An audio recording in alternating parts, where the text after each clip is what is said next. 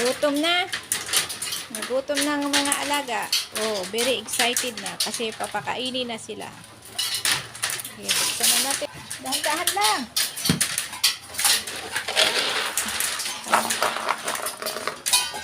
Papakainin na. Hihintay pa sa chicken. Kahati lang kayo ng chicken. Bili na naman itong isa. Kainin. Para magka-energy. Diba? Ito na naman ang ating pakakainin. Oh, very energetic. Ayan, ayan. Oh.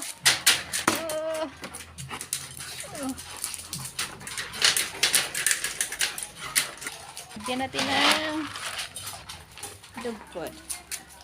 Oh. Yan. See? Happy? Happy ka na? Happy? Yan o. Happy na kumakain o. Diba? Happy!